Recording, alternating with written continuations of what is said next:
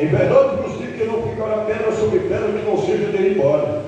E estando assentados no Monte das Oliveiras, chegaram-se a ele seus discípulos em particular, dizendo: dize-nos quando serão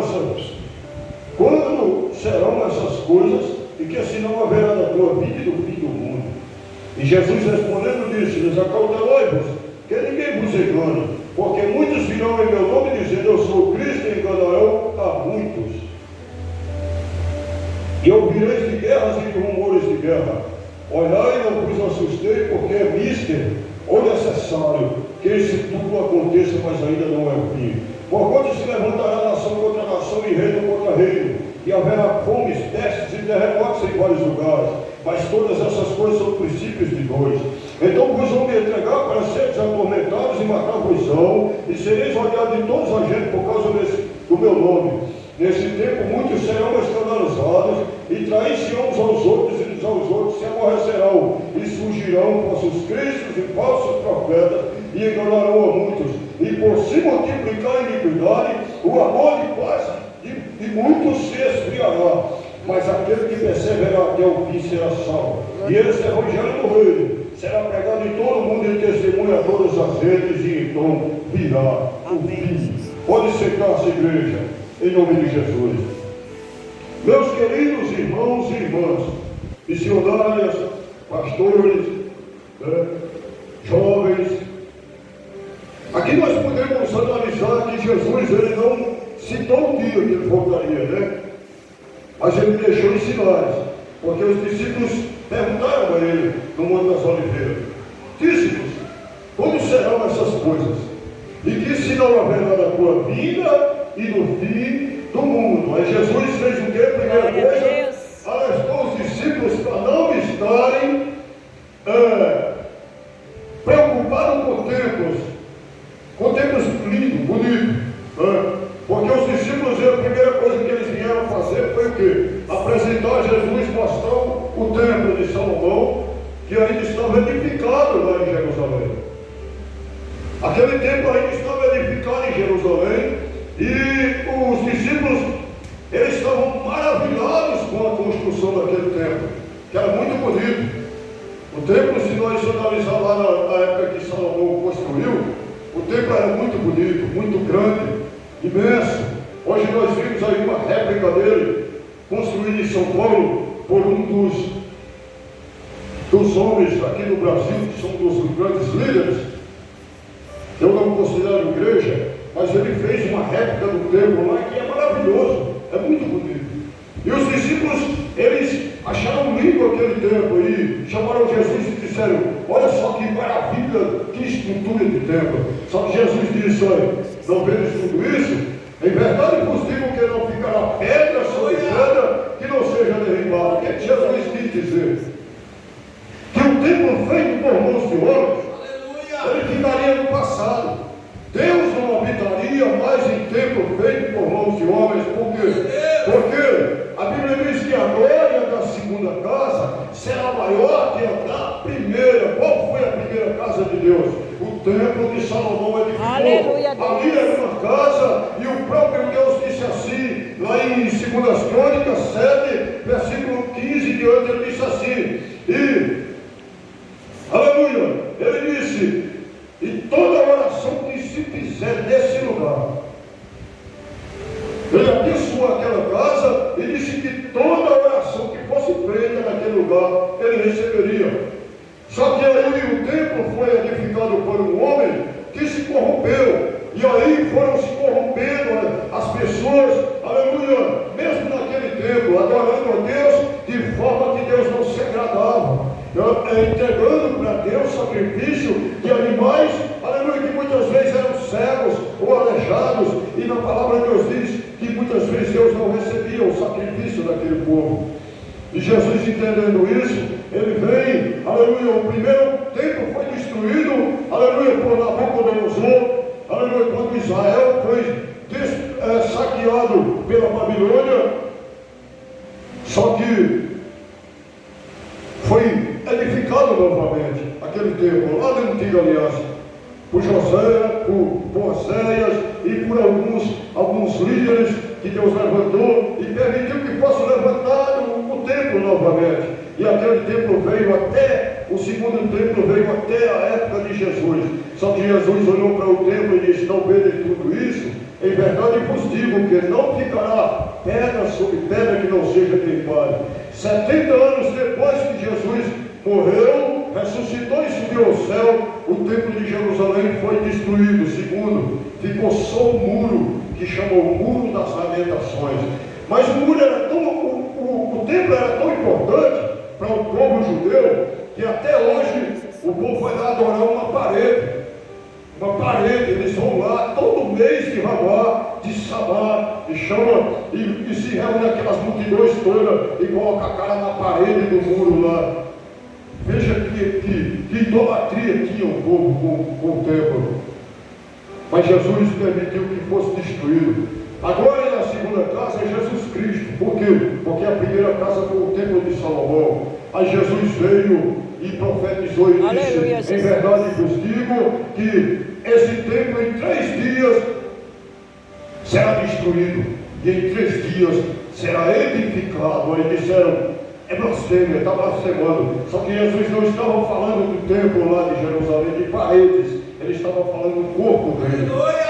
Ele estava falando que ele, o templo de Deus, que era o corpo de Jesus Cristo, se iria morrer, e em 3 dias ia se levantar, ser ressuscitado. Só que eles não entenderam. Por quê? Porque eles olhavam para a parede, eles olhavam para prédios, para coisas, aleluia, edificadas por homens. E Jesus, ele não veio, aleluia, para levantar prédios ou placas ou muros. Jesus veio para levantar uma igreja lavada, remida, zelosa e de boas obras. E Jesus, ele veio preparando essa igreja para quê? Para o arrebatamento. Aqui quando Jesus vem completar e dizer assim, ó: em verdade vos digo que não ficará pedra sobre pedra que não seja derribada. Mas ele disse: acautelai-vos para que ninguém vos engane. Por quê? Porque ele sabia que hoje ele ia se levantar falsos cristos, falsos profetas que enganariam muitos, como ele próprio profetizou. E o que é que nós estamos vendo pelo Brasil afora? Muitos falsos profetas, enganando multidões, ensinando o povo a granjear um tesouro na terra.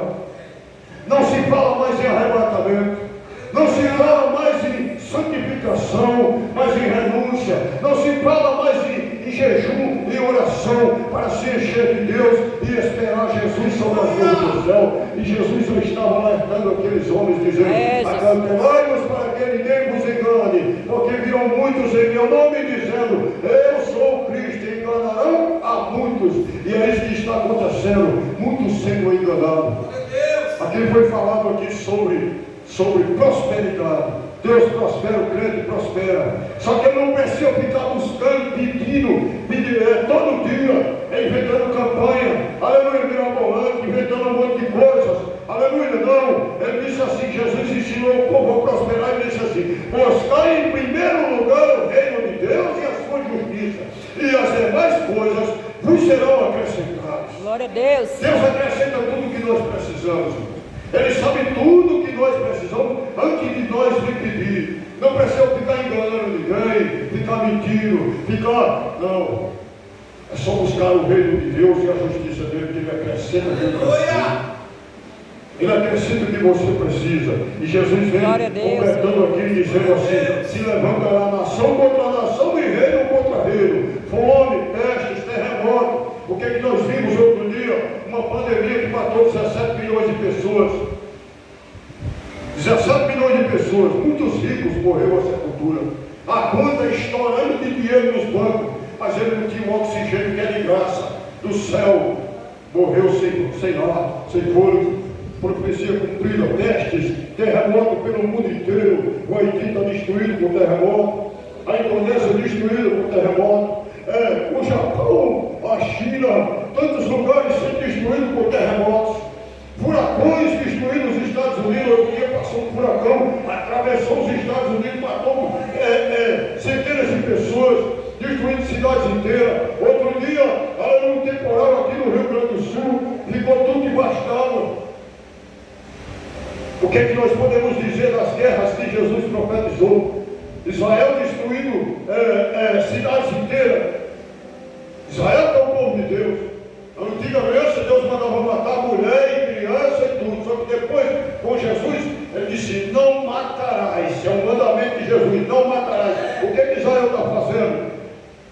mesmo papel dos terroristas. Os terroristas foram lá, invadiram Israel, mataram mulher, criança, idoso, tudo. A Israel está fazendo a mesma coisa. Jesus. A vingança pertence a quem? A Deus. Ele disse: minha é a vingança. Poderia, se eles fossem discípulos de Jesus hoje, sabe o que eles diziam?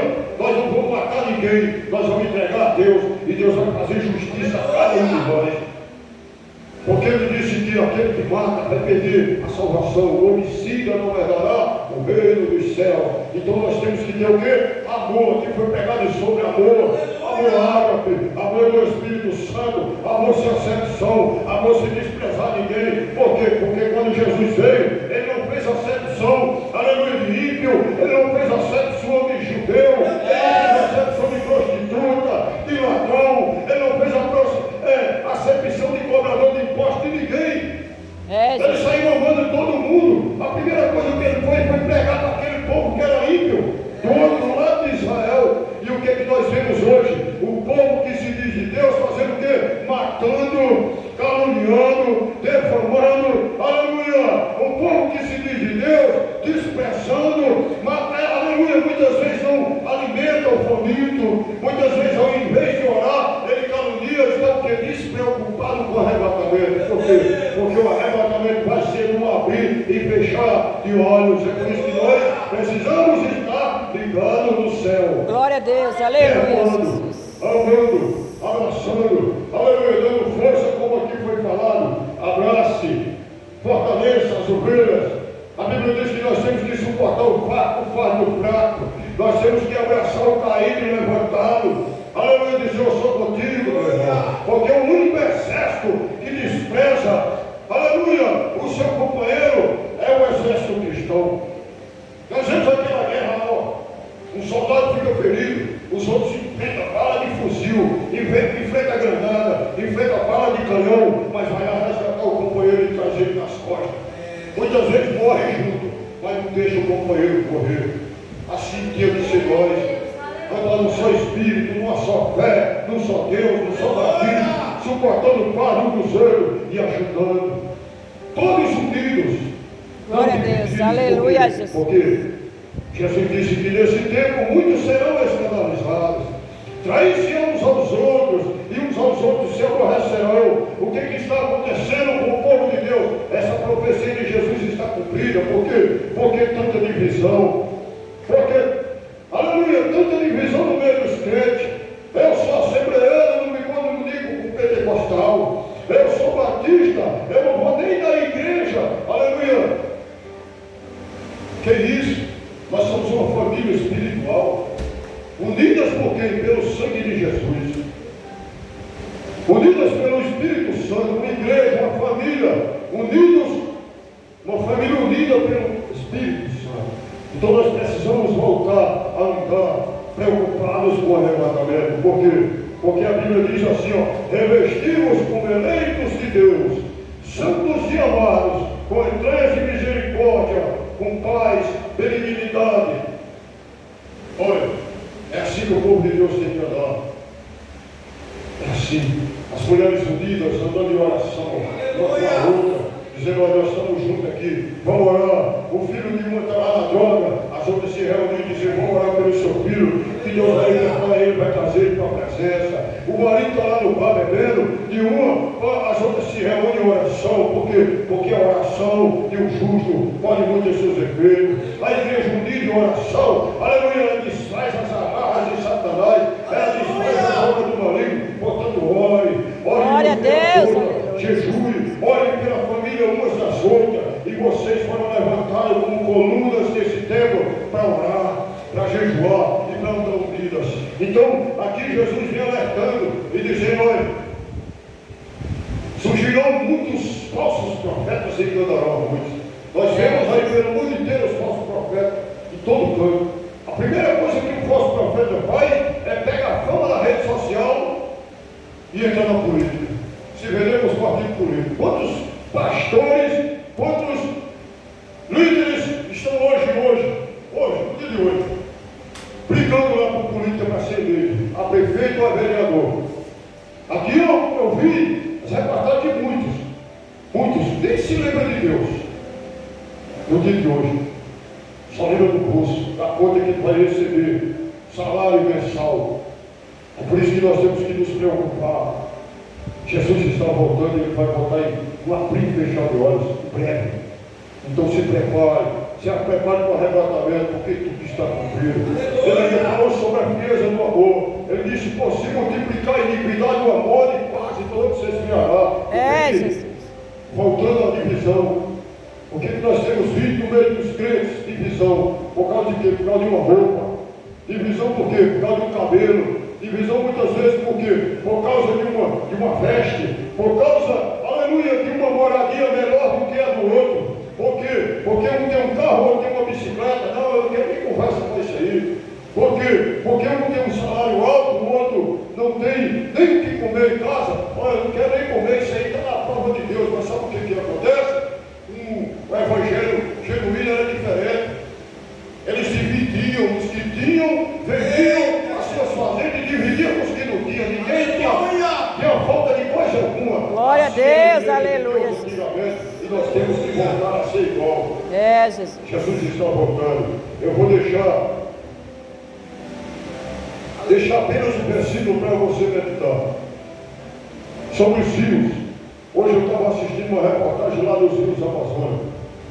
O Rio Negro e os Solimões, seco. Os peixes, os botos, tudo morto. O índios não tem nem água para beber, água potável. Bebe uma água mais suja, só misericórdia. Da cor da capa dessa Bíblia. Os índios bebendo, os ribeirinhos. É o fim do mundo. Aqueles rios nunca tinham secado.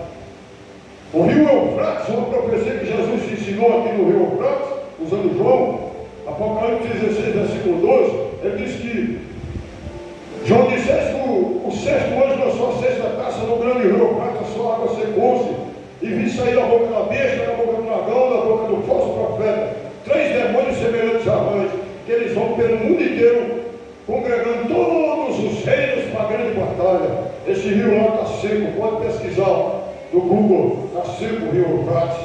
Esses demônios com certeza já foram soltos. E essa guerra, ela está sendo programada espiritual, como a pandemia foi espiritual também. A pandemia foi tudo espiritual e o povo não entendeu. Foi Deus permitindo para mostrar que o ser humano não é nada, porque morreu a maioria de ricos, milionários, empresários, artistas, fazendeiros e moradores de rua, não morreu um.